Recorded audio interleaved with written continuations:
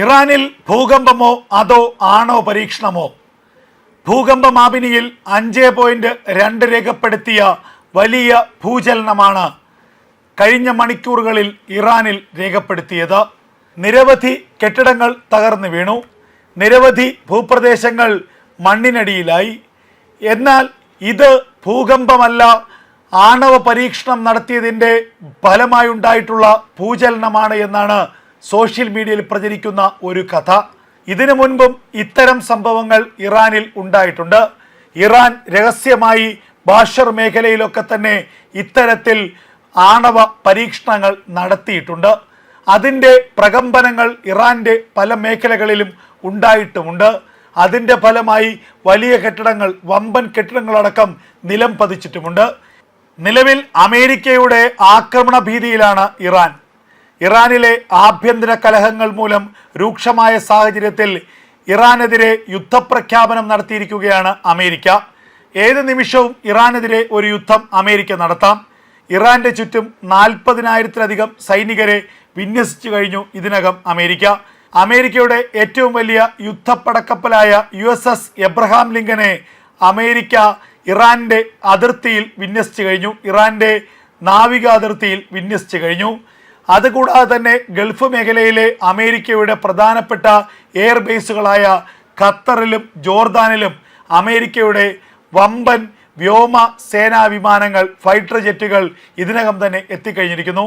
അപ്പോൾ ചുരുക്കത്തിൽ ഇറാനെ ഏത് നിമിഷവും അമേരിക്ക ആക്രമിക്കും എന്നൊരു പ്രതീതിയാണ് നിലവിലുള്ളത്.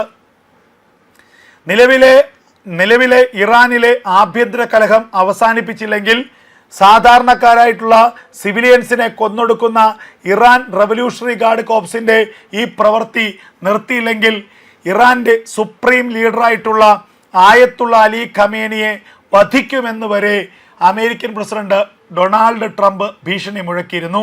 അതുമാത്രവുമല്ല, ഇറാനിലേക്ക് യുദ്ധം നടത്താൻ ഒരു ഘട്ടത്തിൽ തൻ്റെ വ്യോമസേനയ്ക്ക് ട്രംപ് നിർദ്ദേശവും നൽകിയിരുന്നു. എന്നാൽ വളരെ പെട്ടെന്ന് തന്നെ ആ നിർദ്ദേശത്തെ ട്രംപ് പിൻവലിക്കുകയും പെൻറ്റഗൺ വ്യോമസേനാ വിമാനങ്ങളോട് തിരികെ ഇറങ്ങാൻ ആവശ്യപ്പെടുകയും ചെയ്തു. അതിന് പിന്നിലുള്ള ചേതോവികാരം എന്താണ് എന്നുള്ളത് ഇതുവരെ അറിയില്ല. എന്നാൽ ഇറാനിൽ സംഭവിച്ചിരിക്കുന്ന ഇപ്പോഴത്തെ ഭൂചലനം അത് കേവലം പ്രകൃതിദത്തമായ ഒരു ഭൂചലനമാണ് എന്ന് സോഷ്യൽ മീഡിയ കരുതുന്നില്ല. അതുമാത്രവുമല്ല, യുദ്ധ റിപ്പോർട്ടിംഗ് വിദഗ്ധർ പോലും അത് വിശ്വസിക്കുന്നുമില്ല. അത്തരത്തിലൊരു ഭൂചലനം ഇറാനിൽ ഉണ്ടാകണമെങ്കിൽ നിലവിലെ സാഹചര്യത്തിൽ ഒരു ആണവായുധ പരീക്ഷണം ഇറാൻ നടത്തിയിരിക്കാം.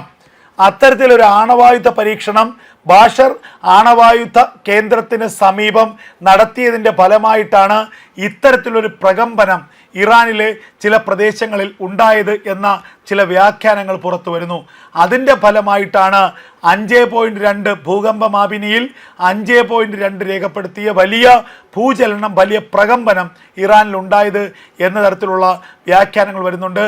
എന്തായാലും അത്തരത്തിൽ ഒരു ആണവ പരീക്ഷണം ഇറാൻ നടത്തിയിട്ടുണ്ടെങ്കിൽ അത് അമേരിക്കയ്ക്കും ഇസ്രായേലിനും വലിയ വെല്ലുവിളി തന്നെയാണ്.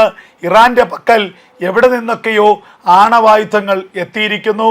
കഴിഞ്ഞ ദിവസങ്ങളിൽ നമ്മൾ തന്നെ റിപ്പോർട്ട് ചെയ്ത പോലെ റഷ്യയുടെ ഒരു ഫൈറ്റർ ജെറ്റ്, റഷ്യയുടെ ഒരു വ്യോമസേനാ വിമാനം ഇറാൻ്റെ തലസ്ഥാനമായ ടെഹ്റാനിലേക്ക് പറന്നിറങ്ങിയിരുന്നു.